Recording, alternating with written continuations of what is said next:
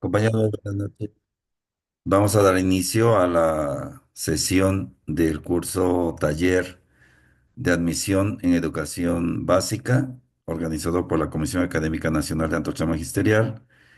El día de hoy vamos a revisar un tema que está incluido dentro de la subárea 2.2, que está especificado en el marco curricular de la nueva escuela mexicana, donde ya hemos revisado algunos temas y que pues finalmente especifica la valoración del marco curricular de la nueva escuela mexicana, donde vamos a analizar los principios de este sistema educativo, que es una propuesta del 2022 del gobierno actual, donde se plantea la construcción de una ciudadanía productiva y socialmente responsable que logre finalmente un perfil de egreso para nuestros alumnos que incluya la integración curricular, la autonomía profesional del magisterio, la comunidad como núcleo integrador de los procesos de enseñanza y aprendizaje y el derecho humano a la educación, los cuales están contemplados dentro del Plan de Estudios 2022.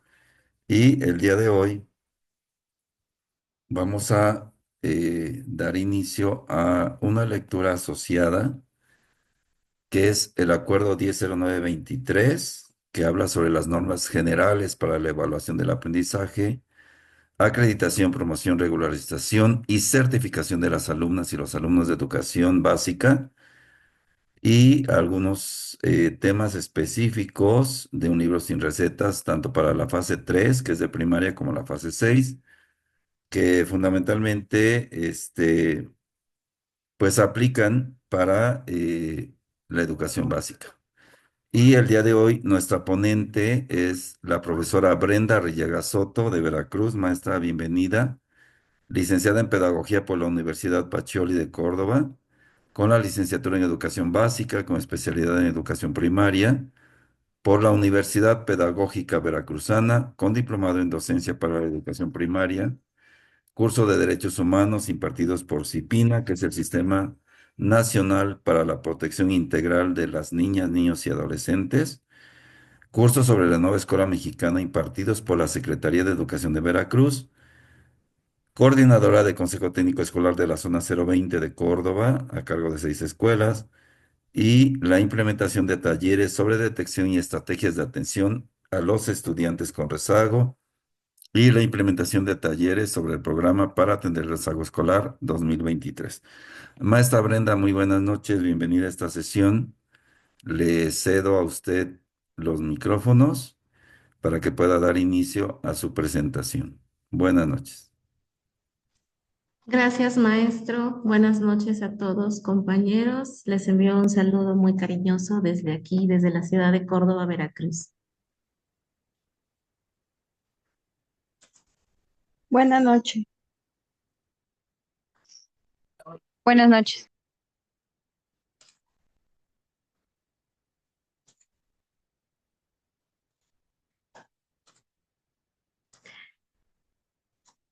Quisiera preguntar si ya ven mi pantalla por ahí, compañeros.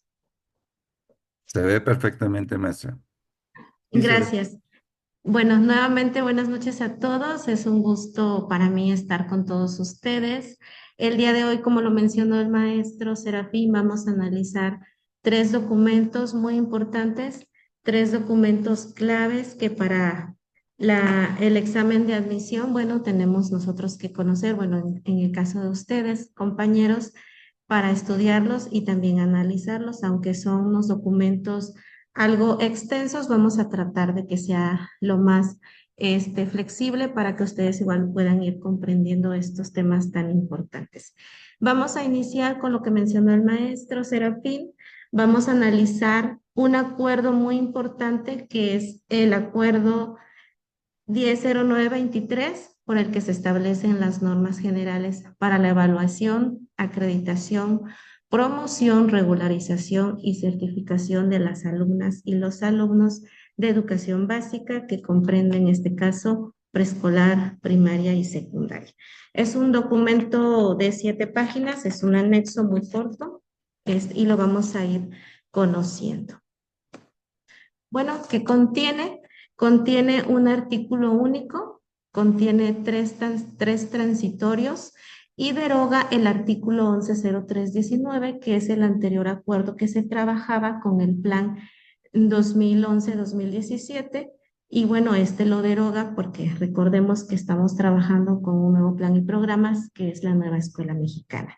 El anexo también tiene 13 artículos, que son las normas generales para la evaluación y que vamos a ir conociendo a lo largo de esta sesión.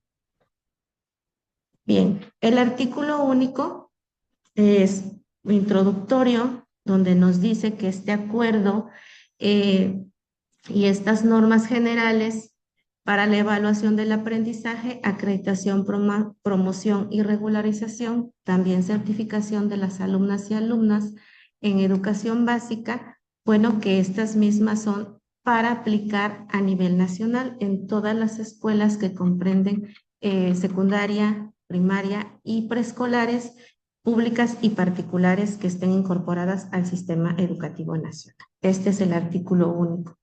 Después nos mencionan tres, del 1 al 3, habla sobre quienes integran bueno, quienes participan más bien en este acuerdo, y en el artículo 1 nos dice que tiene por objeto este acuerdo regular la evaluación de los aprendizajes, regular la acreditación, la promoción y también la certificación de los alumnos del nivel básico. En el artículo número 2 dice que los que participan dentro de la evaluación, pues en primer momento son los maestros, autoridades educativas y también, bueno, se les tiene que tomar en cuenta los tutores, los padres y madres de familia. En el artículo 3, el alcance, bueno, nos dice que las disposiciones contenidas en las presentes normas son aplicadas en todas las escuelas a nivel nacional. Estos son los tres primeros artículos que son, bueno, importantes.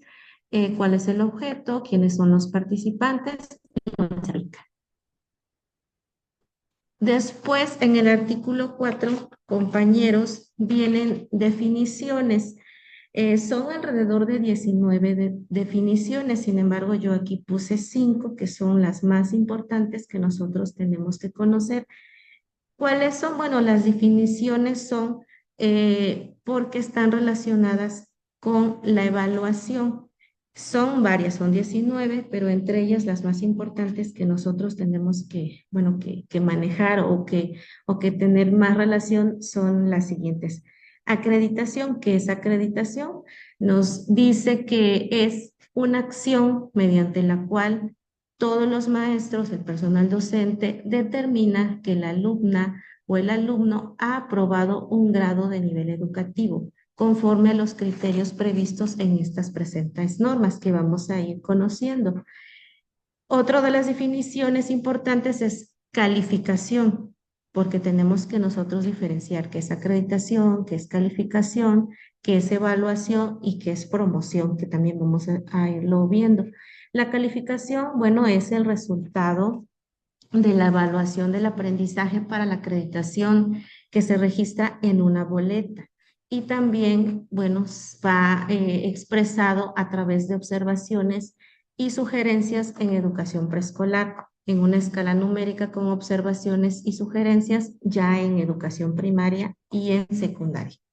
Otra de las definiciones es que es evaluación de aprendizaje para la acreditación. Nos dice que es una emisión de juicio realizado por el personal docente, pero esto tiene que ir basado en un conjunto de evidencias de todo el proceso de aprendizaje, con el fin de tomar decisiones sobre sobre los modos de continuar en un proceso educativo. Estas son las tres primeras y después otra de las definiciones que tenemos que tener pues muy familiarizados es promoción, que es bueno con base a todas las evidencias que otorgan los procesos de evaluación de aprendizaje, se toma en cuenta para la acreditación.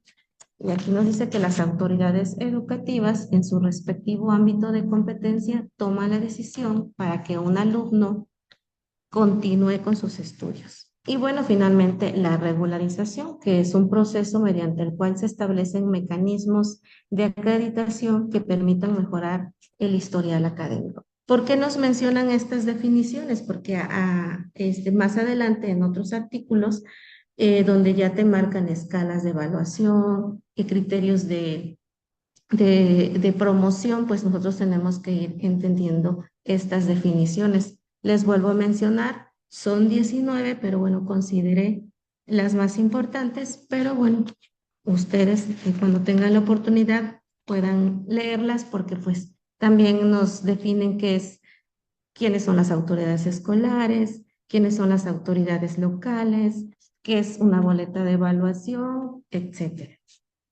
Ya en el artículo 5, recuerden, está conformado por 13, vamos en el 5. En el artículo 5 habla referente de la evaluación del aprendizaje para la acreditación, perfil de egreso y los contenidos. Quiere decir que este acuerdo establece que todo referente a la evaluación, la acreditación y la promoción va de la mano con el nuevo plan, que es, bueno, tener en cuenta el perfil de egreso, que más adelante vamos a conocer también, y que también referente a los campos formativos, que ahora pues ya los conocemos que son 4. En el artículo 6, compañeros, habla de la boleta de evaluación. Nos dice que es el documento oficial en que se informan los resultados y los avances de los alumnos. Y bueno, ¿a quién se le entrega? En este caso, a las madres de familia. Y bueno, pues todo tiene un proceso. También nos dice que la boleta, en el artículo 7 ya nos menciona, bueno, qué elementos o qué información debe tener la boleta. Y sabemos que, bueno, que tiene que, de entrada, pues tiene que tener datos generales de los alumnos, datos de la escuela, datos del maestro. También, bueno, se refleja las calificaciones y también un apartado donde van las observaciones del docente respecto, bueno, a mejorar o también si el niño va bien, bueno, darle la continuidad y el apoyo en casa o las sugerencias que el docente determine. Y algo importante que en lo que es secundaria, bueno, ahí en la boleta aparecen las disciplinas que, que entran en los 4 campos. Es decir, por ejemplo, en primaria solamente aparecen los 4 campos y la calificación asignada de acuerdo a todo el proceso de evaluación. Y en secundaria, la boleta sale con las disciplinas que comprende cada campo. Por eso ahí pues, se pone una nota que solamente aplica en secundarias, donde, bueno, ahí les puse la tablita, qué disciplinas entran en cada campo. En lenguajes, pues sabemos que entra lo que es español, artes, inglés, lengua indígena como lengua materna o lengua indígena como segunda lengua. En saberes y pensamiento, pues entra la disciplina matemáticas, ciencias, biología, física y química, ética, naturaleza y sociedades, formación cívica, historia, geografía y de lo humano y lo comunitario, educación física, tecnología, educación socioemocional y tutoría. Esto solamente se refleja en la boleta de educación secundaria. En el artículo 8 nos menciona los periodos de evaluación. A algunos de ustedes, compañeros, que ya están bueno, sobre la marcha o trabajando en alguna institución, sabemos que de entrada, bueno, que ya son tres momentos cada 3 meses. Y bueno, aquí nos marca periodo de evaluación, luego registro y comunicación de los resultados. En este acuerdo nos mencionan los días en que se tienen que tener presente estas dos vertientes. El primer periodo de evaluación es desde que se inicia el ciclo escolar hasta el último día hábil del mes de noviembre. Por eso en noviembre empiezan, bueno, todo el periodo de evaluación. El segundo momento comienza en el mes de diciembre hasta el último día hábil del mes de marzo. Incluso ahorita en este momento estamos en el segundo periodo de evaluación y ya el tercero comienza del mes de abril hasta el último día hábil del ciclo escolar. Y lo mismo es para el registro de calificaciones en el sistema y para también informar los resultados con los padres, madres y tutores que también establecen los días en que se debe de tener presente la comunicación de los resultados y la captura de calificaciones. Este es el artículo 8, periodo de evaluación. En el artículo 9 nos marca en este documento la escala de acreditación. Y aquí, bueno, es una tabla donde se especifica, por ejemplo, aquí dice resultado de evaluación de aprendizaje, lo que también yo les leí en las definiciones. Tenemos que conocer la definición porque en la escala de acreditación mencionan esas definiciones y tenemos que comprender a qué se refiere. Después dice criterios de acreditación y criterios de promoción. Es una tabla que, bueno, que nos va marcando de acuerdo, es una escala de acuerdo a las fases, porque van cambiando. En la fase 2, que es preescolar, nos dice que el resultado de evaluación es mediante observaciones y sugerencias. En las boletas de educación preescolar solamente en las docentes, las maestras, los maestros anotan observaciones del desarrollo del niño, algunas sugerencias para mejorar en casa, para mejorar todo lo que conlleva a esa fase. Y en criterios de evaluación, ahí automáticamente, aquí nos dice que se acredita con el solo hecho de haber cursado el grado correspondiente en preescolar. Bueno, hay preescolares que trabajan desde primer año, bueno, que tienen grupos desde primero, segundo y tercero. En su mayoría solamente segundo y tercero, pero sí hay excepciones donde tienen los 3 grados. Y en criterios de promoción, el alumno es promovido al grado siguiente preescolar, se inscriben a primero, segundo y tercero, y ahí pues ni los retienen, ni los reprueban, ni nada. Lo establece así este acuerdo. En la fase 3, que comprende primero y segundo, ya cambia aquí. Dice que el resultado de evaluación ya se establece con números. Puede ser un número entero del 6 al 10, en lo que es el primero y segundo. ¿Cómo se acredita? Se acredita en primer grado con el solo igual estar inscrito. Eso es lo que establece este acuerdo. Y el alumno pues es promovido, sobre todo en primero, es promovido con el solo hecho de estar inscrito en primero, tampoco se puede reprobar. Hay algunos procesos donde se puede retener, pero bueno, conlleva todo un proceso, tiene que estar de acuerdo el papá, hacer lo pertinente, pero el mismo sistema no te permite ponerle una calificación. Por eso se establece ahí 6 al 10, o sea, no puedes poner un 5 en esa fase.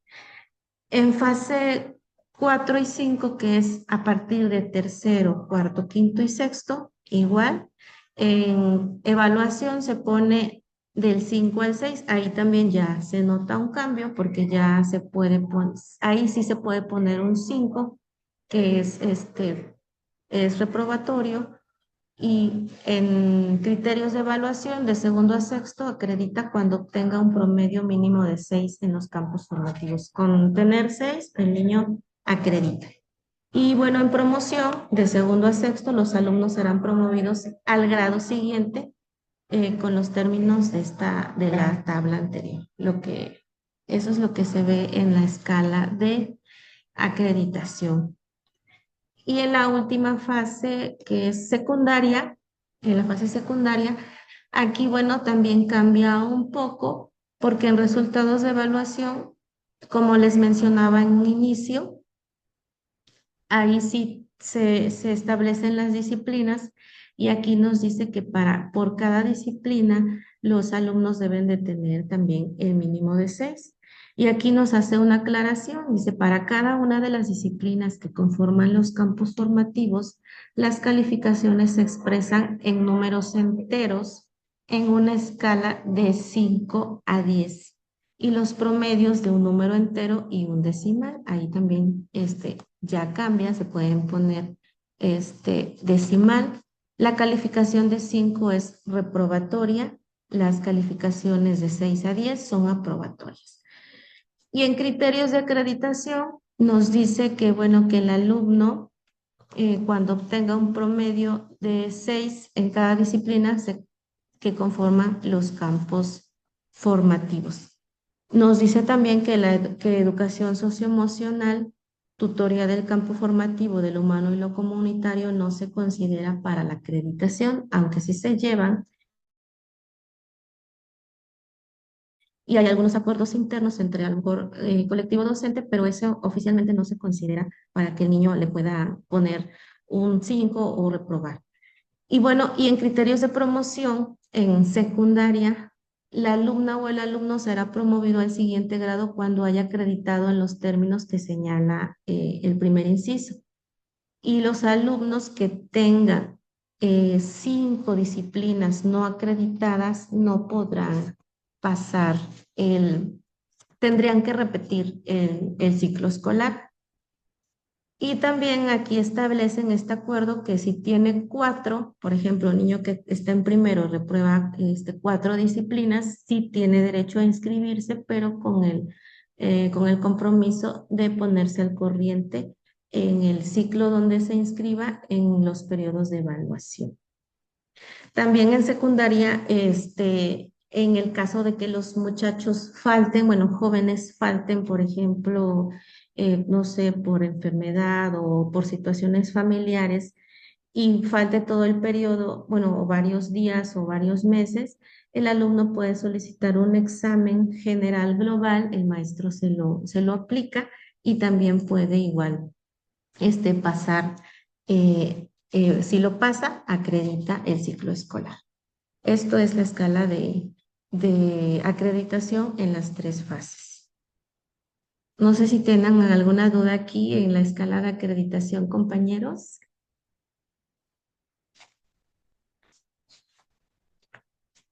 Bueno, seguimos entonces.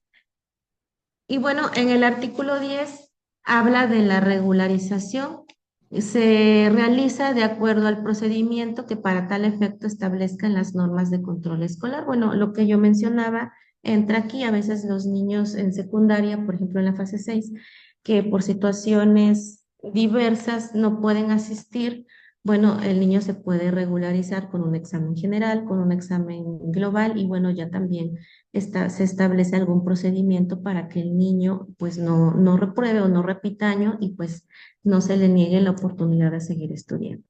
En el artículo 11 nos menciona sobre la certificación, que es un certificado que se debe expedir en versión electrónica y sujetarse a las características de diseño y contenido que el efecto se establezca en las normas de control escolar aplicables. Desde hace algunos años ya todo el certificado es electrónico, no se debe modificar y tiene que respetarse, bueno, lo que dice aquí en este acuerdo de las normas de evaluación. En el artículo 12 nos dice que la acreditación y promoción anticipada. Aquí porque hay algunos alumnos o alumnas, perdón, que tienen algunas aptitudes sobresalientes y que siempre y cuando se cumpla con los requisitos, este alumno se puede recibir y bueno, se puede también, digamos, como lo decimos, saltar de grado, porque, bueno, pero no nada más es porque llegue el papá y diga que su niño ya sabe leer, que ya sabe cálculo mental y quiere inscribirlo, no, es todo un proceso, pero sí lo marca en este acuerdo donde tengan aptitudes sobresalientes que cumplan con los requisitos y procedimientos establecidos en las normas vigentes, podrán ser admitidos en educación primaria o secundaria a una edad más temprana, que establecida a bien omitir el grado de inmediato que le corresponda en un mismo nivel educativo.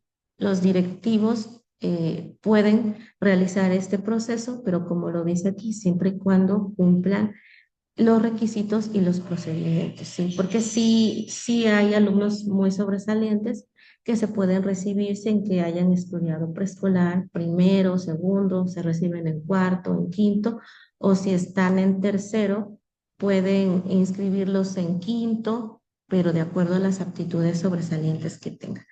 Y ya bueno, el artículo número 13, porque aquí ya no lo puse, pero el artículo 13 ya al final nos dice que casos de interpretación, dudas no previstas, bueno, pues también se sujetan a las presentes normas y bueno, también si hay alguna duda se asesora, se resuelve y bueno, se consultan algunos materiales.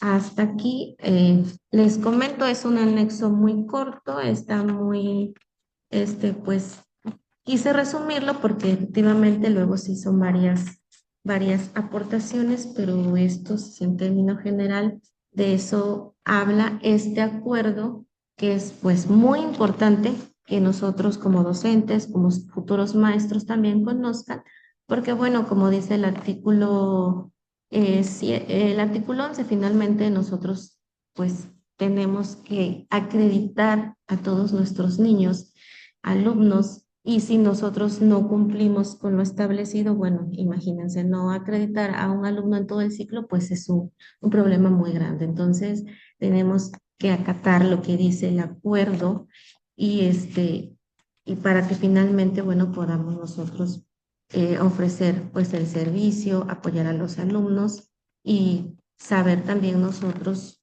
cómo podemos acreditar a los niños sin caer en alguna situación que conlleve algún problema. Hasta aquí, compañeros, ¿alguna duda respecto a este acuerdo que nos habla de las normas generales para la evaluación?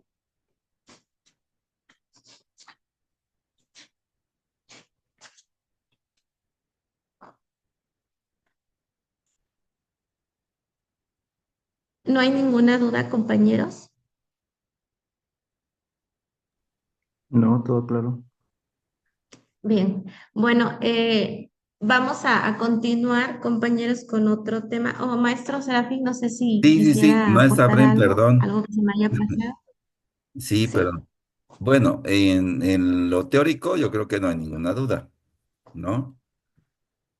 Ujú. Finalmente las dudas surgen ya en el momento, ¿no? En el proceso de la evaluación.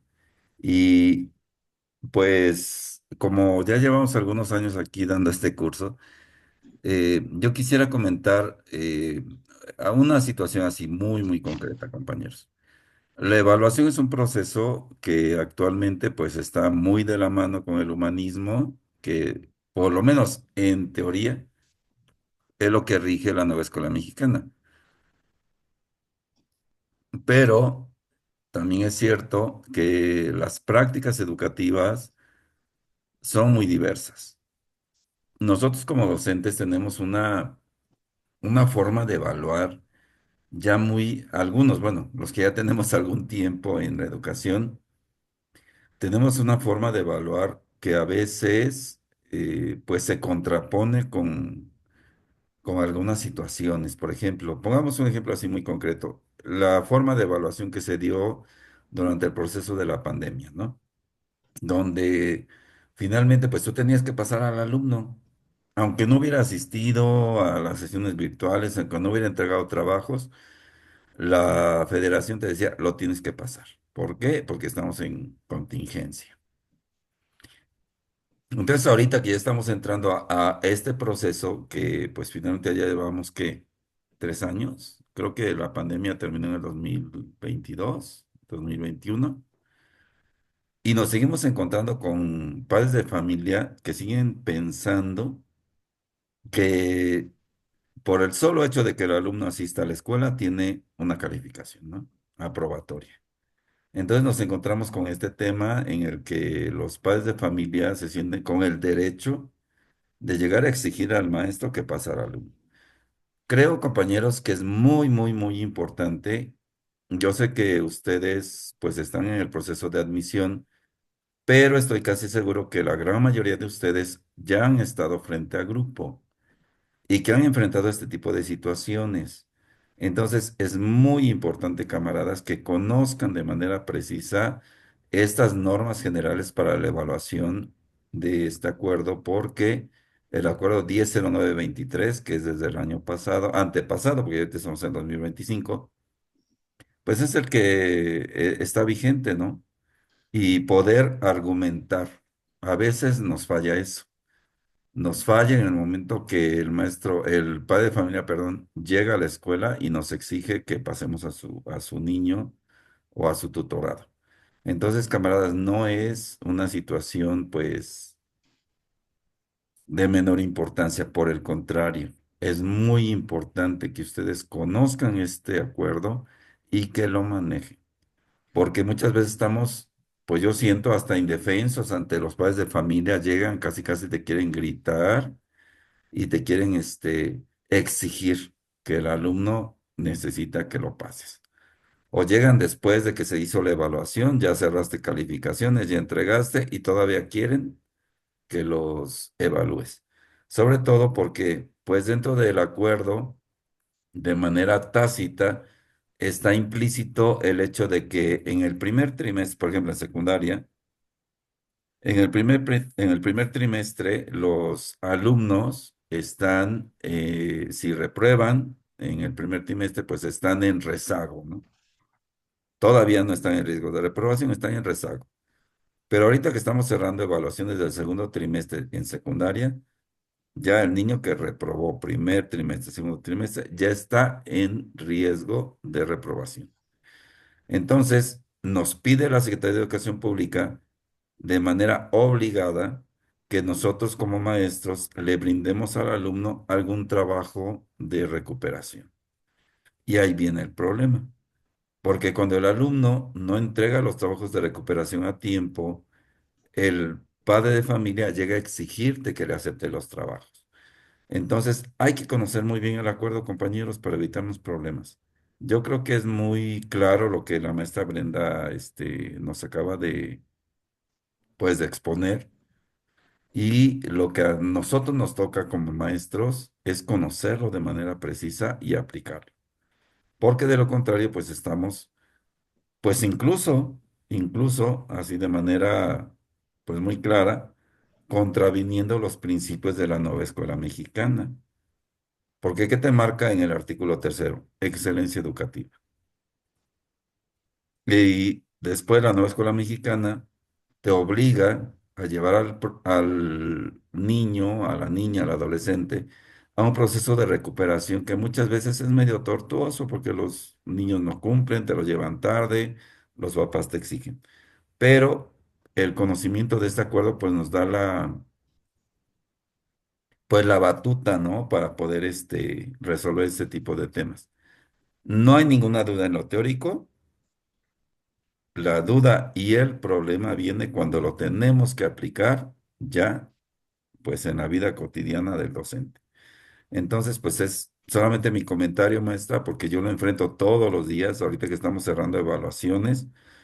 Todavía el día de hoy llegaron tres padres de familia a la escuela para exigir, no para pedir, para exigir que le aceptáramos los trabajos de recuperación al alumno, a la alumna porque finalmente tenían el derecho. ¿Cómo conocen la norma? Pues a su conveniencia, finalmente, ¿no?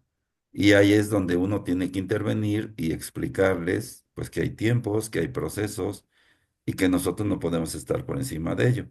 Y finalmente, pues ya, uno finalmente puede resolver, pero sí se pueden enfrentar con este tipo de temas, camaradas, y pues qué bueno que la maestra Brenda hace una explicación tan clara y pues adelante. Perdón, solamente era un comentario, maestra Brendita. Gracias.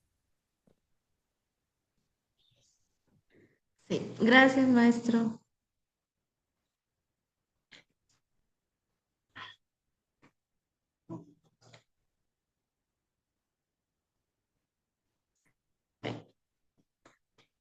Maestro, no puedo encender mi cámara, por eso estoy así. No sé si es problema de de mi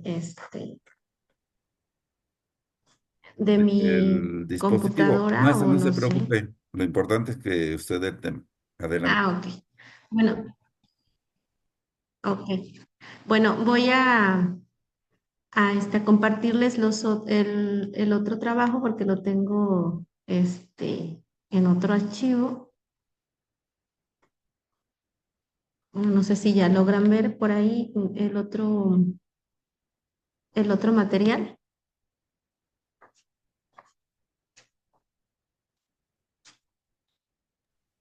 No, es el mismo que puso. A ver.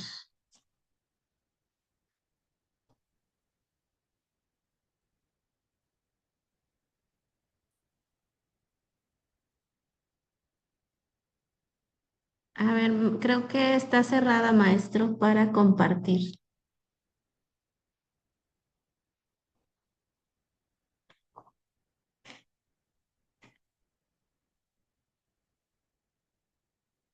Ahí ya logran ver, compañeros. No, aún no.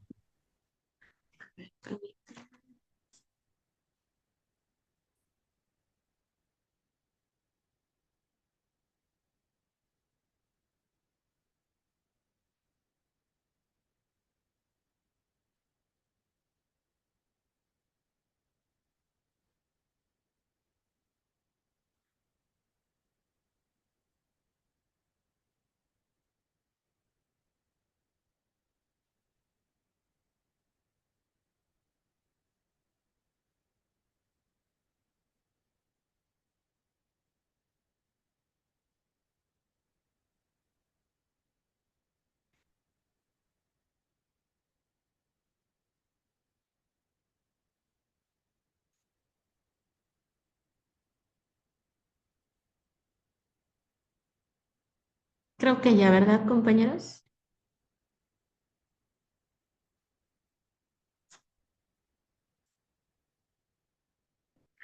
No, todavía no. No me digan, a ver, voy a intentar.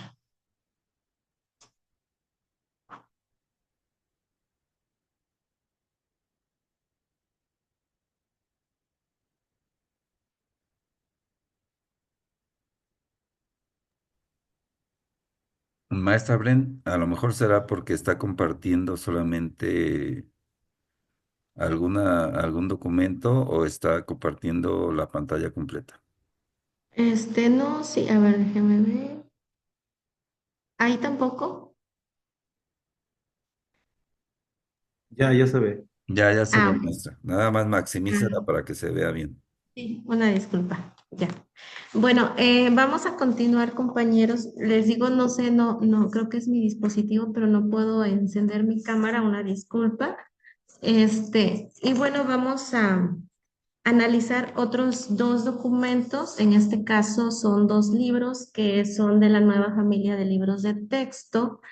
En este primer documento, este libro, a lo mejor algunos de ustedes lo han visto porque, bueno, llegó desde el ciclo pasado a las escuelas, que es precisamente para maestra y para el maestro, y se titula Un libro sin recetas. Es un documento clave que también tenemos que estudiar, explorar para igual para la evaluación docente. Y en este caso vamos a retomar la página de la página 45 a la página 49, donde habla del tema del diseño creativo. ¿Qué se va a analizar en este tema del diseño creativo? Bueno, un tema muy importante que ahorita, bueno, que desde hace más o menos dos ciclos escolares hemos estado trabajando en las escuelas, que es el programa analítico. Quisiera alguna participación, compañeros, si alguno de ustedes sabe qué es el programa analítico, ha escuchado o lo desconoce totalmente. ¿Alguna participación?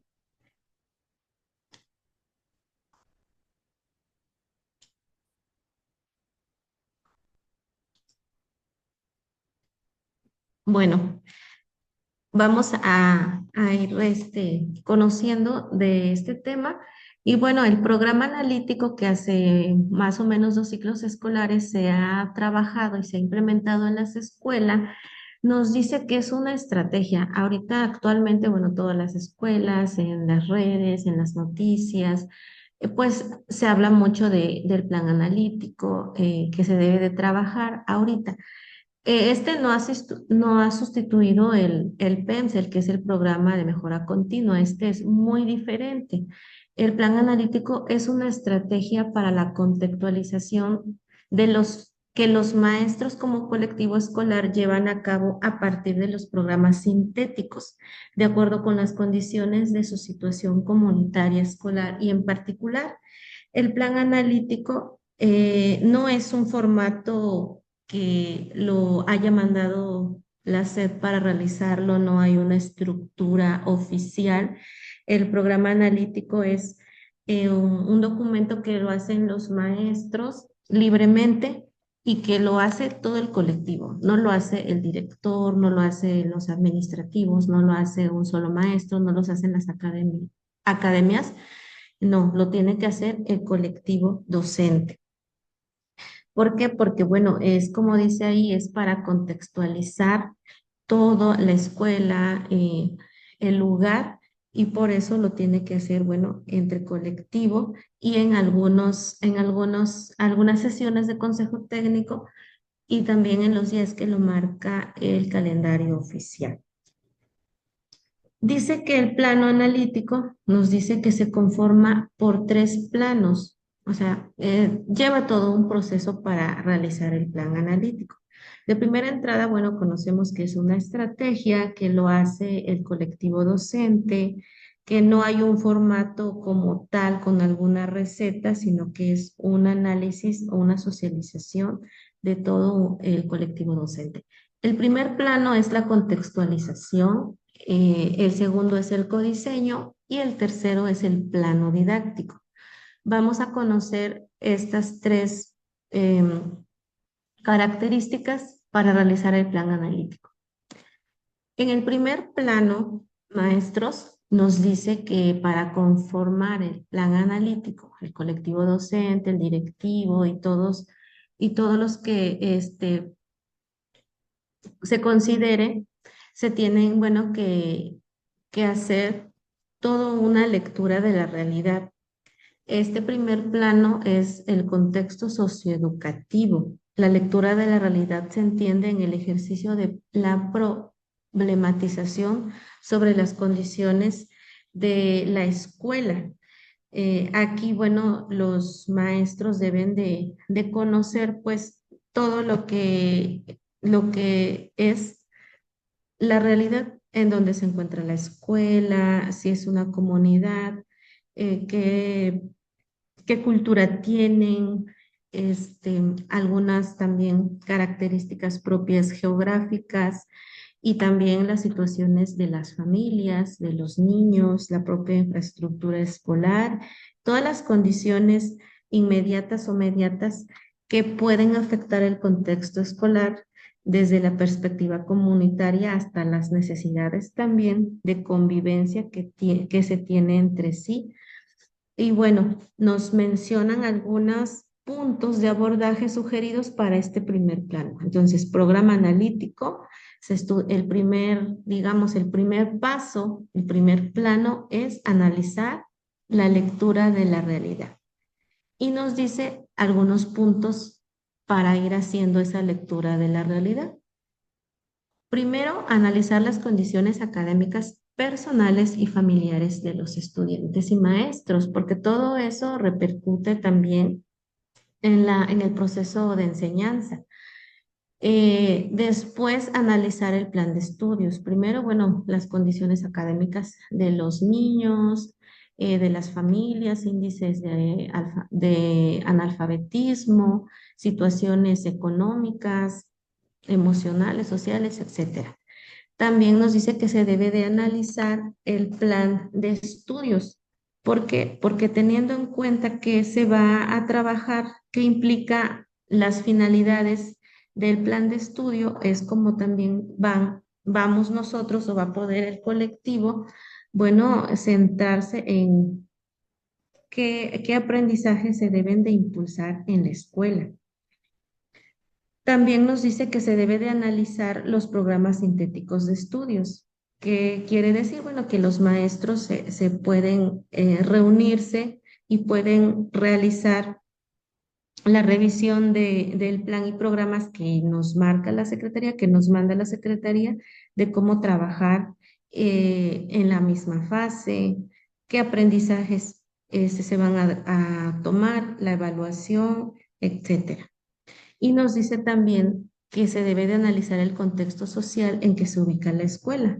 Analizar este contexto, bueno, tener en cuenta qué situaciones afectan positiva o negativamente la escuela, qué problemas o situaciones pueden realizar o estudiar la escuela para comprender mejor su contexto, problemas o situaciones que permiten que sea susceptible la enseñanza, o también se puede tener en cuenta qué campos formativos o ejes articuladores del plan están relacionadas, bueno, con de acuerdo a lo que ustedes del análisis de la realidad, de todo lo que ustedes, bueno, que en este caso el colectivo docente visualiza, y estos puntos de abordaje, bueno, son para ir realizando el primer plano, que es la lectura de la realidad. Es un diagnóstico.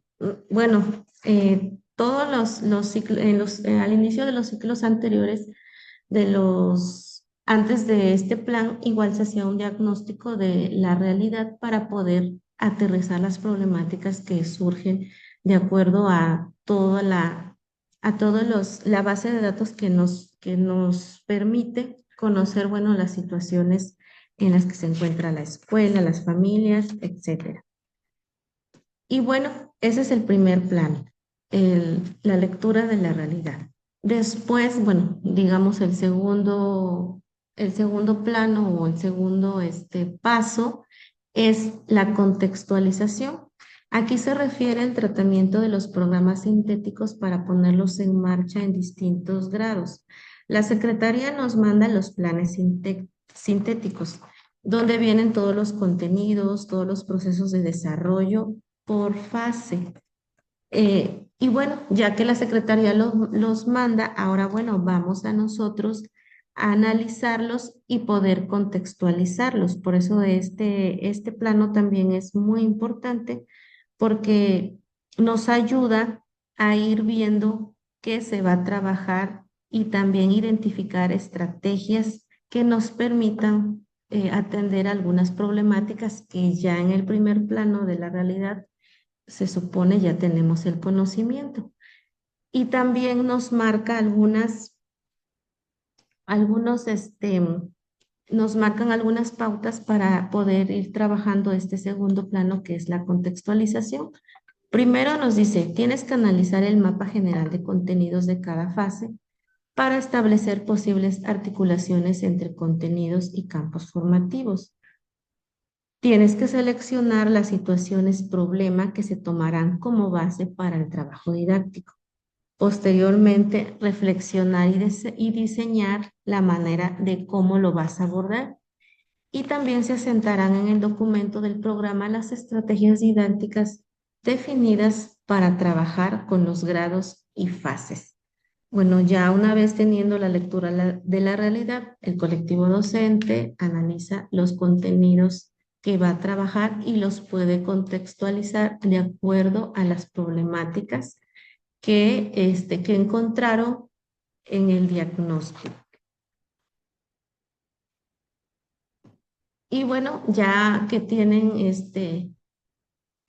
las problemáticas, y el segundo plano, que ya es la contextualización de ver qué contenidos se van a trabajar y qué estrategias, ya viene el plano del codiseño. Este plano es digamos, el último, donde es muy importante porque refiere a la posible incorporación de contenidos que no estén contemplados en los programas sintéticos, y que dado a los resultados de la lectura de la realidad, sea necesario su abordaje. Es decir, aquí en el plano del codiseño es muy importante porque nos da también la oportunidad, digámoslo así, de que de acuerdo a las situaciones que tenemos en nuestras aulas, nosotros podemos incorporar. Porque es cierto lo que menciona el maestro Serafín. La teoría, pues la podemos leer, tal vez entenderla, analizarla, reflexionarla, pero ya cuando estamos en la práctica docente, pues es totalmente diferente. Es totalmente diferente porque uno trata de seguir el proceso tal como lo marca, los acuerdos, la estructura, pero ya teniendo ya la experiencia con los niños, pues es totalmente diferente. Y es donde ahí tú dices, bueno, a ver, me voy a sentar y retomar pues mi realidad, el contexto en el cual estoy viviendo o estoy atendiendo a los niños. Entonces, en este plano del codiseño, digamos que una de las ventajas que yo he encontrado y que yo con mis maestros lo he comentado es que nos da la oportunidad de incorporar contenidos que realmente atiendan las problemáticas de los niños y no solamente contenidos académicos, sino también algunos temas, porque pues actualmente tenemos muchos alumnos con situaciones pues también de emocionales, ¿no? Niños pues que ya presentan ansiedad a temprana edad, algunos niños, por ejemplo, que no cursan preescolares y que llegan a la primaria y que no saben pues ni tomar un lápiz. Entonces ahí el maestro tiene que ver, ok, no voy a considerar algunos contenidos que yo veo que tengo que trabajar para sacar adelante a los niños, a los estudiantes. Por ejemplo, aquí encontré unos ejemplos. Dice, ¿cómo vas a hacer el plano del codiseño? El codiseño, bueno, es incorporar contenidos que no te marca la secretaría, que no te lo manda en los planes sintéticos, pero que tú, de acuerdo a tu diagnóstico, a lo que tú veas, los puedes retomar. Por ejemplo, dicen las escuelas donde la situación del COVID ha impedido que los estudiantes hayan aprendido todo lo necesario, la escuela puede incluir contenidos importantes de recuperación académica y emocional para sus estudiantes. Es decir, nosotros, como dijo el maestro, pandemia fueron casi 2 años, los niños estuvieron en línea, algunos no. Nos encontramos con una realidad muy complicada porque niños, pues, sin saber leer, sin saber escribir, bueno, en el caso de primaria, en el caso de secundaria, pues también muchas situaciones muy delicadas, datos, pues, muy aterradores y que bueno, ahí es donde tú puedes retomar algunos contenidos que te ayudan a favorecer el aprendizaje y que le den continuidad a lo que los niños necesitan aprender. Algunos otros ejemplos para el codiseño. Dice que, por ejemplo, la lengua de señas mexicanas que se pueden incorporar como contenidos para el trabajo de la escuela o al menos los grupos donde son atendidos niños sordos. Y actualmente sí tenemos esa situación. Por ejemplo, si en los grupos hay un niño o dos niños sordos o con alguna discapacidad, bueno, tú tienes que incorporar contenidos que te permitan trabajar con esos niños. Otro tercer ejemplo es en donde los contenidos del codiseño a incorporarse de acuerdo con lo que señala el programa de lenguas serán aquellos específicos de la variante lingüística de niños, niñas, adolescentes indígenas que asistan a esa escuela. Actualmente, bueno, en las escuelas, pues como a lo mejor es de su conocimiento, nosotros tenemos que aceptar a todo tipo de niños, ¿no? Porque aquí ya se trabaja la inclusión. Niños, migrantes, niños de alguna, no sé, de zonas indígenas que luego van a trabajar los padres a las ciudades. Algunos niños, pues también ya, se reciben con alguna discapacidad. Por ejemplo, en mi escuela tengo dos niños un niño que no tiene, un brazo y otro niño que es sordo y pues van en diferentes grupos y los maestros tienen que incorporar algunos contenidos que les permitan trabajar y al mismo tiempo incluirlos, porque ahorita, bueno, es la inclusión. Y bueno, ese es ya el codiseño, incorporar contenidos que no te marca propiamente el plan sintético, pero que tú como maestro en tu salón consideras que lo tienes que trabajar y ya con el colectivo docente, este, ven qué contenidos y ahí dice, puede ser por fase o puede ser igual por grupo, pero que te permite en este plano del codiseño. Y ya en el último plano, que también ya no es como que muy considerado en el plan analítico, pero sí te habla del plano didáctico. Ya el plano didáctico, bueno, ya es lo que el docente, como tú como maestro, vas a trabajar ya tus contenidos, o sea, ya tienes tu diagnóstico, ya tienes qué contenidos vas a trabajar, ya tienes qué contenidos vas a incorporar. Ajá, ahora, ¿cómo lo voy a hacer ya en mi aula? Pues ya tener una estructura de tu planeación didáctica, la secuencia de actividades, establecer actividades, tener previsión de qué materiales utilizar, qué recursos, trabajo colaborativo, trabajo entre academias docentes, por ejemplo, en secundaria o en fase, y también establecer una forma para aplicar la evaluación formativa. Esto es lo que se, lo que se analiza en este tema de libros sin recetas para el maestro y maestro. A lo mejor lo pueden encontrar digital.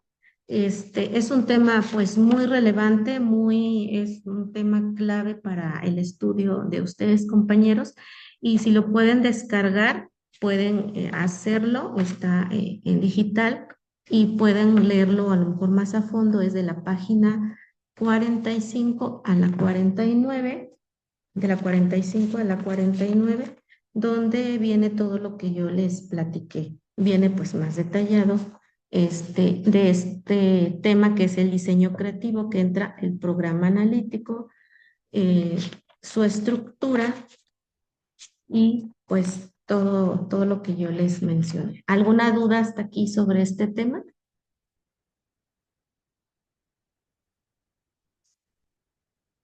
No, Ok, compañeros, bueno, son temas algo la verdad, muy importantes, son muy extensos.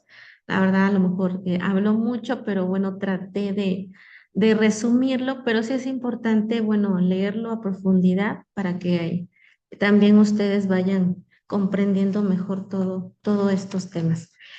Y ya continuando, ya vamos a revisar el último documento. Vamos ahora a revisar un tema importante, pero ya en educación secundaria. El primer libro que analizamos es Primaria, fase 3, donde hablamos del diseño creativo, plan analítico y sus procesos de elaboración. Ya en este último documento, igual es un libro sin recetas para la maestra y el maestro, pero en educación secundaria. Y vamos nosotros a retomar el tema de notas para la experimentación de estrategias técnicas e instrumentos en evaluación formativa. Em, Este libro, bueno, de secundaria tiene muchísimos temas, pero relevante para su examen es conocer este tema primordialmente que lo marca por parte de USICAN, tenerlo pues presente y estudiarlo. ¿Por qué? Porque habla de estrategias y técnicas para evaluar, pero con un enfoque formativo. Y para eso vamos a leer esta breve descripción que también es un autor, Ángel Díaz Barriga, que también es fundamental en este nuevo plan y programas porque se habla sobre la evaluación formativa. En el primer tema que les compartí, hablaba de las normas de evaluación y que eso es un complemento, pero que también este nuevo plan y programas marca que el docente pues debe de cambiar la forma de evaluación tradicional a un enfoque formativo. Y la evaluación formativa, ya como una semblanza,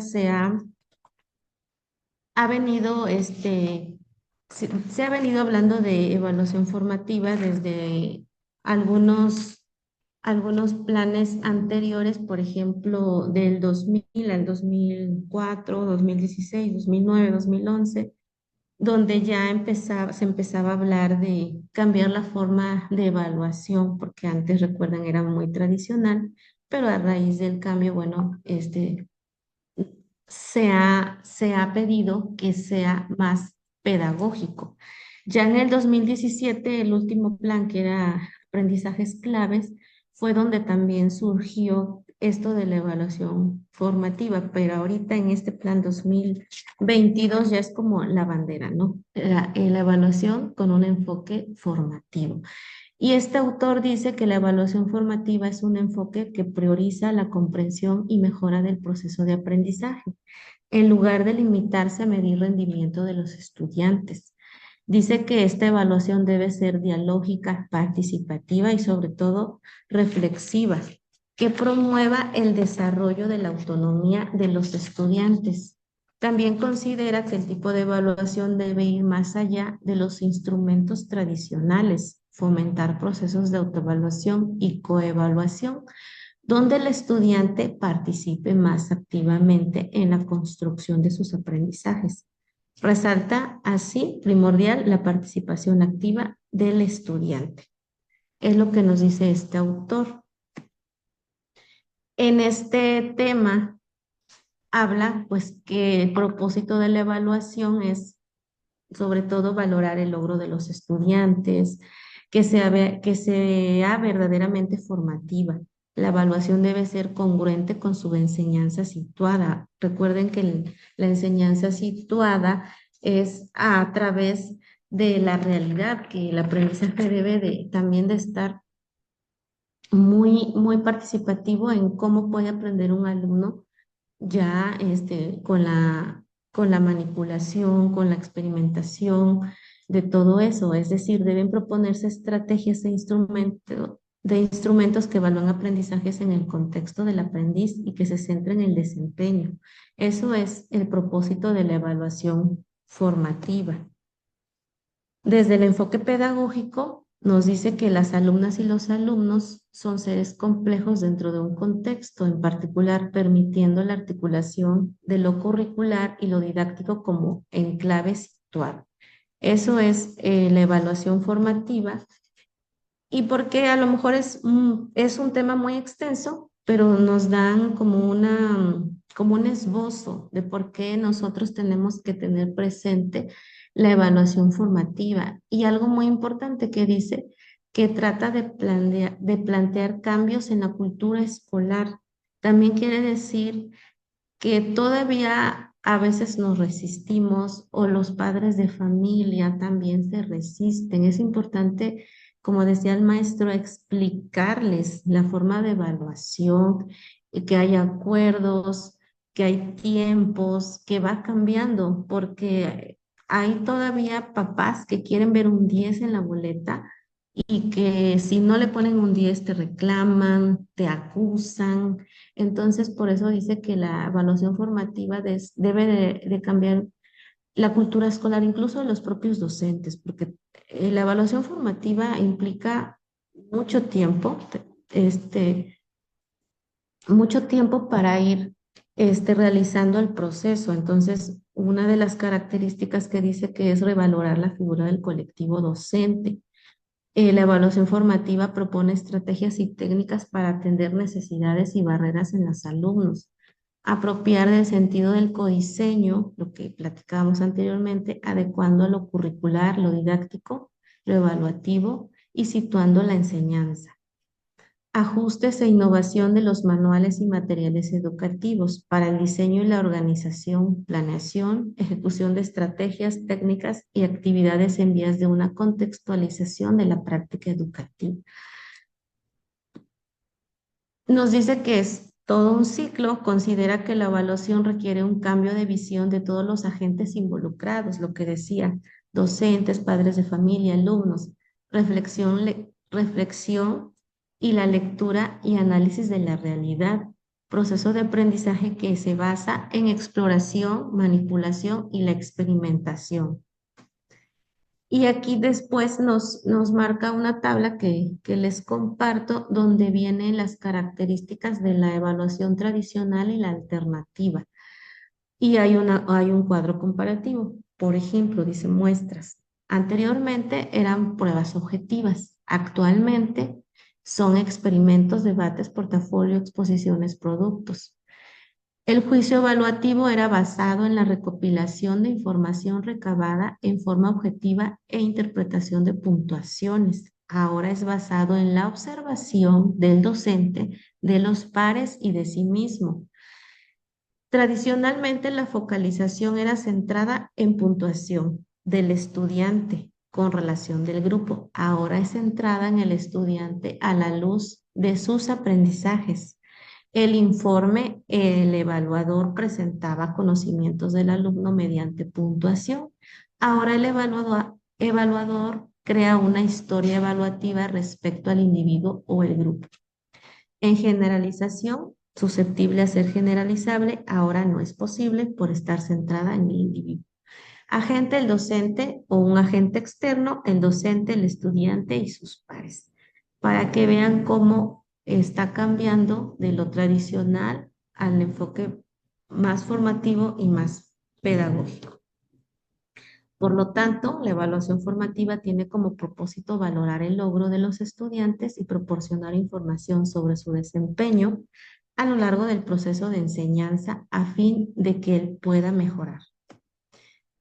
La evaluación formativa debe reunir muchísimas características, enfatizar la evaluación de los procesos, buscar coherencia entre situaciones de aprendizaje y evaluación, valorar la significatividad del aprendizaje, el estudiante debe ser responsable de su aprendizaje, vincular lo aprendido con situaciones reales o realistas, diferenciar los logros de cada uno de los estudiantes, integrar la auto y la coevaluación, hacer usos de diversos instrumentos de evaluación. También nos orienta, bueno, porque la evaluación formativa requiere muchísimo tiempo y también se debe de esmerar el docente por ir todos los días observando cómo evoluciona o cómo el niño va aprendiendo, pero te marca un proceso de evaluación formativa, o sea, sí te orienta y sí te da unas pautas para que tú dentro del aula puedas realizar el proceso de evaluación formativa, porque a veces los maestros decimos, es que lo tradicional era más fácil, porque ponías pruebas estandarizadas, te sacaban un 10, un 6 y tal cual lo informabas. Ahora no, ahora es todo un proceso. El maestro tiene que estar muy pendiente de cómo evoluciona el alumno y llevar todo documentado para que también pueda igual informar al padre o le pueda permitir el niño o al alumno que pueda mejorar. Entonces, el proceso de evaluación marca 4 pasos. Uno, la planeación. Considerar el contenido y la forma de enseñar y de aprender y el tipo de evaluación y los tipos de instrumento que vas a utilizar. La planificación responde a qué aprendizaje se quiere evaluar, qué resultados se desea alcanzar y cómo serán valorados. Después viene la realización. Primero planeación, realización en segundo momento, que es la elaboración de instrumentos, aplicación de instrumentos, análisis de los datos obtenidos, elaboración de conclusiones y la comunicación de resultados. El paso número 3 es la valoración respecto a los logros del estudiante, de acuerdo con la dosificación de contenidos y las estrategias de enseñanza que se van a utilizar en el ciclo formativo. Y el número 4 es el ajuste a la luz de los resultados y su análisis de elaborar propuestas de mejora. Y para ello, dice aquí, bueno, ya que nos orientan qué es evaluación formativa, cómo fue cambiando, las características que debe de tener, algo importante. Bueno, ¿cuál es el rol del docente en la evaluación formativa? Porque lo que les decía, a veces los maestros todavía quieren seguir evaluando tradicionalmente. Entonces aquí nos dice, bueno, ¿cuál es el rol del docente en una evaluación ya con enfoque pedagógico y formativo? Aquí les muestro esta tablita que viene en el libro. Toda esta información viene en ese libro, en el libro Sin Recetas para la Maestra y Maestro, fase 6 de secundaria. y dice que el proceso, el rol del docente, por ejemplo, en la clase, en el inicio de clase, bueno, primero tiene que motivar, establecer y socializar criterios, dar la pauta a la exploración. En el desarrollo de la clase, bueno, el docente tiene el monitoreo, tiene el control, resalta los logros, promueve la autoevaluación, promueve la coevaluación, todo un ciclo de formación, de evaluación formativa. Y en el cierre de clase, la retroalimentación. Y en síntesis, dice que estas acciones las debe de hacer el maestro durante la formación, perdón, durante la evaluación formativa. Esta pirámide también viene en ese libro y viene hasta arriba, dice, fortalecer el vínculo pedagógico, motivación, confianza y empatía, retomar el error como posibilidad de aprendizaje. O sea, si el niño se equivoca, retomarlo como una oportunidad para mejorar, no regañarlo ni decirle estás mal, está mal, no, sino que también reorientar. Se tiene que valorar el esfuerzo del alumno. También hay que saber preguntar, trabajar con la coevaluación entre alumnos, diseñar estrategias y actividades también atractivas, detonar procesos metacognitivos y retomar la retroalimentación como algo muy, muy importante. Bueno, esta pirámide pues también hay que estudiarla porque es en síntesis las acciones que debe de hacer el docente en, durante el proceso. Y estos elementos son de un sentido ético de la evaluación. También hay que conocerlos, son importantes. Por ejemplo, las obligaciones e intereses y necesidades, tratar los datos de manera confidencial, a no ser que se requiera lo contrario. El docente debe de usar la información solo para propósitos definidos, cumplir con las pautas acordadas, participar en su propia evaluación, actuar con integridad, renunciar a buscar intereses propios, estatus social o político. El docente debe de evitar perjudicar a otros o tratar de manera desfavorable como resultado de la evaluación, rechazar gratificaciones o regalos que puedan influir en los juicios de evaluación, evitar aclaraciones falsas, extender los resultados más allá de su propio estilo o experiencias personales. Ser puntual, tener disciplina, el docente debe considerar y dirigirse con el mayor respeto a las unidades a evaluar, tener una predisposición positiva hacia la tarea evaluadora que se va a realizar, trabajar en equipo, seguir un orden en el desarrollo evaluador, contar con una buena presencia, una vestimenta apropiada en la tarea a desarrollar, ser honesto, comportarse con sinceridad, actualizar permanente sus conocimientos, actuar conforme a la normativa vigente. Estas son algunas de los elementos relevados de un sentido ético que tiene que tener el docente para el proceso de evaluación. Y algo importante, retroalimentar. Sí, en la evaluación formativa, retroalimentar. ¿Cuál es la tarea que tengo que realizar como docente? ¿Cómo lo estoy haciendo? ¿Cuál es el próximo paso? Sí, conocer todas, y estas preguntas son preguntas claves para ir, pues tú pudiendo realizar una evaluación formativa, porque vuelvo a decir, es mucho trabajo, sí hay que estar pues muy pendiente del desarrollo de los niños. Ya no nos podemos nada más fiar del examen, ponerles un examen, no. Se tiene que trabajar sobre una evaluación que le permita al niño también desarrollar sus habilidades, su conocimiento de acuerdo al grado en el que se encuentra. Después, algo importante que dice que el maestro, identificando el ser de los alumnos, seguir haciendo, empezar a hacer, reformular. Y también el trabajo entre pares a partir de preguntas detonadoras. Por ejemplo, preguntarle al alumno qué aspectos aprecias de tu trabajo de tu compañero, qué semejanzas y diferencias contemplas entre tu producción y la de tu compañero, qué parte del trabajo de tu compañero te llama la atención y podrías incorporar en el tuyo. Sí se tiene que trabajar esa parte entre pares la evaluación formativa así se trabaja. No cerrarse a que nada más el niño, como tradicionalmente se hacía, no, ahora sí tenemos que, como docentes, tener identificado el ser de los alumnos y entre pares, lo individual y en colectivo.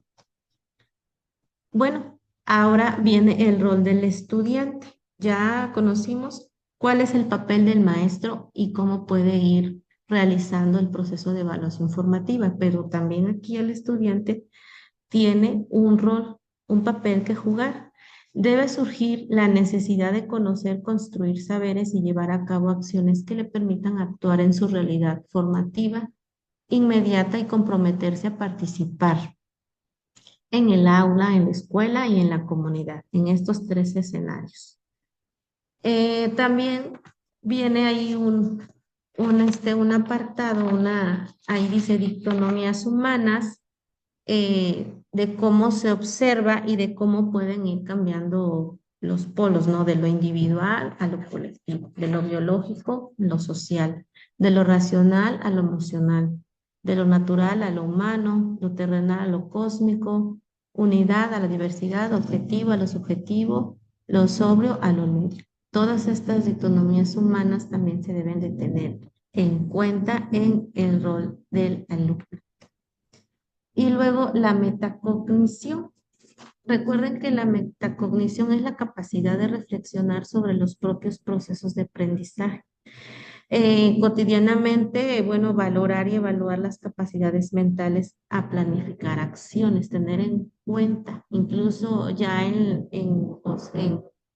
la planeación didáctica se pone en un apartado metacognición y ya el maestro debe de ver qué actividades le va a favorecer al alumno.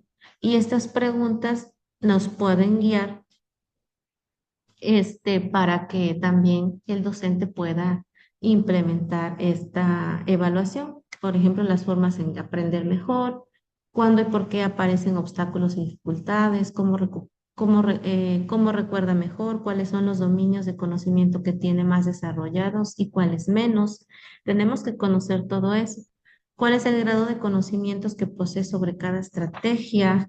Cómo seleccionar una estrategia adecuada para un problema determinado y cómo transferir los principios o estrategias aprendidos. Y bueno, ya en conclusión, dice que estimula su motivación, la evaluación formativa, estimula la motivación del niño, la disposición por aprender y conocer, además, retroalimenta en una espiral de manera positiva. Y bueno, ya también nos dice que hay una caja de herramientas para experimentación de estrategias. Y aquí les voy a presentar algunas. Primero vienen las tutorías que se puede utilizar. Estamos hablando en secundaria. La maestra o el maestro presenta temas de programas de estudio que le interesan a los estudiantes. Bueno, aquí son algunas estrategias que puede utilizar el maestro de secundaria para, eh, para una evaluación formativa. Bueno, la primera es tutoría. Maestros y maestros presentan temas. Cada estudiante determina de forma individual qué tema investigará. En la investigación existe un acompañamiento dialógico. El maestro y el alumno reflexionan y documentan el proceso vivido. Cada estudiante prepara una presentación donde muestra lo que aprendió y también cómo lo aprendió. Para seguir profundizando se puede volver a investigar. La o el estudiante tiene la posibilidad de convertirse en tutor. Compartir y clarificar. Estas estrategias clave propone también la evaluación formativa. Compartir, clarificar y comprender colectivamente las intenciones educativas. Diseñar y ejecutar actividades, proporcionar devoluciones. Activar a los alumnos y activar a cada alumno como responsable de su propio aprendizaje. Y luego vienen los medios de evaluación, que son todas y cada una de las producciones del alumnado que el profesorado puede recoger, ver o escuchar y que sirven para demostrar lo que los discentes han aprendido a lo largo de un proceso determinado. Y aquí vienen algunos ejemplos. Por ejemplo, los medios, aquí dice, son producciones, escritos, carpeta colaborativa, estudio de casos, portafolio, ensayo, examen, proyecto, foro virtual, prueba objetiva, em, en cuestionarios, memoria, recensión, diario de clase, monografía, test de diagnóstico, informe. Y también pueden ser orales, comunicación, exposición, ponencia, cuestionario oral, discusión grupal, pregunta de clase, debate o diálogo grupal, mesa redonda, presentación oral. Y algunos prácticos, práctica supervisada, demostración, actuación o representación, o algunos juegos también pueden ser. Y las técnicas, estos son los medios. Las técnicas nos dice que son las estrategias que el profesorado utiliza para recoger información acerca de las producciones y evidencias creadas por el estudiante. Y estas pueden ser, el alumno no interviene, el alumno participa. En el alumno no interviene análisis documental y de producción, revisión de trabajos personales y grupales, observación, observación directa del alumno, observación del grupo, observación sistemática, análisis de grabación de audio, video. El alumno participa, bueno, ahí entra la autoevaluación mediante la autorreflexión, y el análisis documental, evaluación entre pares mediante el análisis documental y la observación, y evaluación compartida o colaborativa mediante una entrevista. Esas son las técnicas que dice que son las estrategias que el profesor utiliza, y estas son donde puede intervenir el alumno o donde el alumno participa. Luego, los instrumentos de evaluación, que son las herramientas que tanto el profesorado como el alumnado utilizan para plasmar de manera organizada la información recogida mediante una determinada técnica de evaluación. Y aquí hay algunos tipos de instrumentos. Por ejemplo, dice dimensiones, tipos, pruebas objetivas, tener una muestra de conocimiento logrado, un máximo de eficiencia y confiabilidad, preguntas orales, evaluar conocimiento durante la instrucción, pruebas de ensayo, evaluar las habilidades de pensamiento, del dominio alcanzado en la organización, estructuración y composición de un cuerpo determinado de conocimiento, evaluaciones centradas en el desempeño, evaluar habilidad y trasladar el conocimiento y la comprensión a la acción. Respuesta del alumno en prueba subjetiva, leer, recordar, seleccionar, responder oralmente, en pruebas de ensayo, organizar y componer, y planear y construir, proporcionar una respuesta original. Y luego vienen las ventajas, la ventaja principal de cada uno de los instrumentos. Por ejemplo, viene la eficiencia, que puede administrar muchos reactivos por la unidad de tiempo de prueba. Eso es en las pruebas objetivas, en las pruebas orales. Vincula la evaluación y la instrucción de manera sincrónica. En pruebas de ensayo puede medir resultados cognitivos complejos, y en las evaluaciones centradas en el desempeño, bueno, ayuda a proporcionar la evidencia abundante de la posesión de las habilidades del desempeño.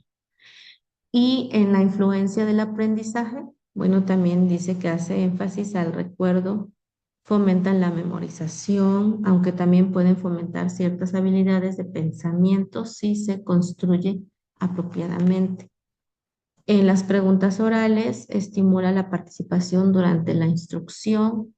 En las pruebas de ensayo, fomentan las habilidades de pensamiento y desarrollo. Y por último, en la evaluación del desempeño destacan el empleo de conocimientos y habilidades disponibles en contextos de solución de problemas importantes. Este es el tema, compañeros.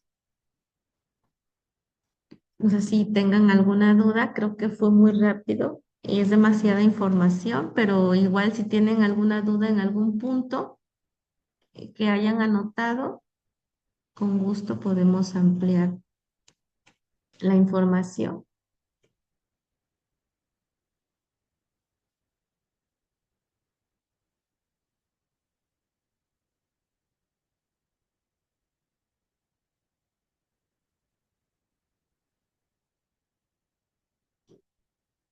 ¿Alguno de ustedes, compañeros?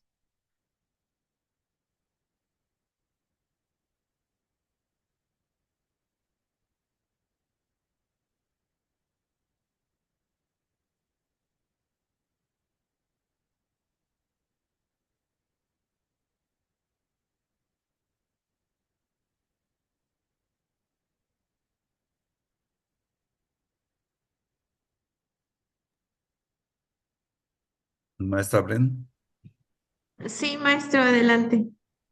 pues veo que los compañeros no tienen dudas, o por lo menos no lo manifiestan.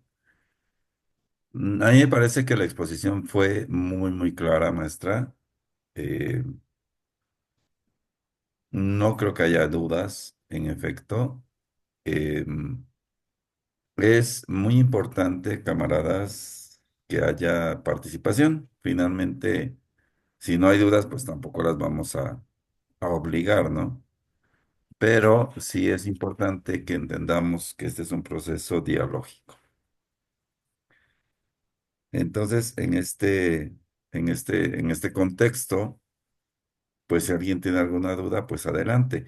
Si no, de cualquier manera, al término de la sesión, vamos a abordar algunas dudas que ustedes tengan sobre su proceso, que ha sido algo tortuoso, seguramente.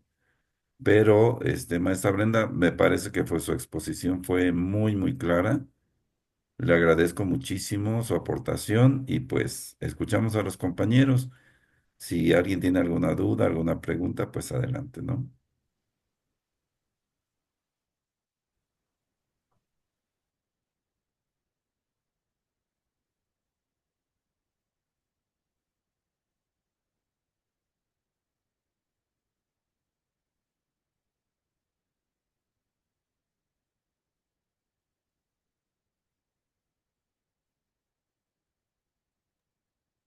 Pues maestra Blen, creo que no hay dudas. Maestra Juanita, ¿tiene alguna duda?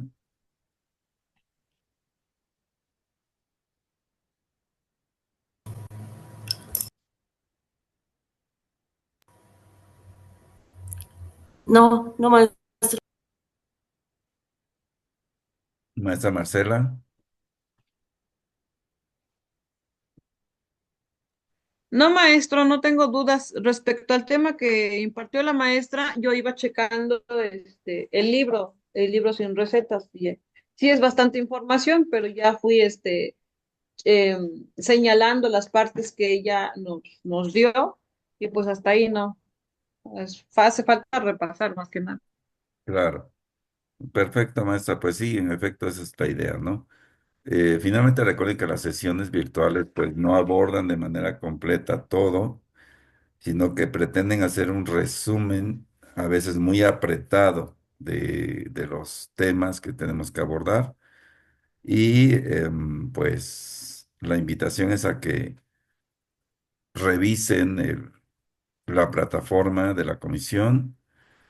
Tiene todavía algunos faltantes en cuanto a videos y demás que voy a resolver este fin de semana, pero pues está a su disposición. Maestra Brenda, muchísimas gracias. Excelente participación como siempre. Y voy a cerrar ahorita la grabación y nos quedamos un ratito más para escuchar sus dudas sobre su proceso.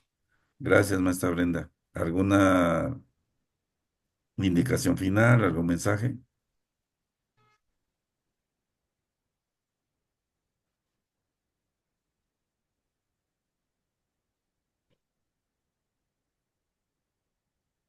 ¿Ninguno, maestra Brenda?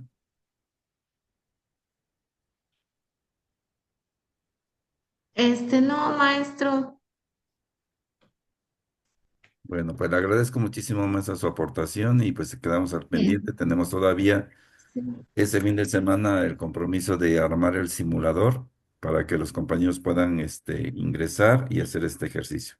Gracias por todo, compañeros. Muy buenas noches.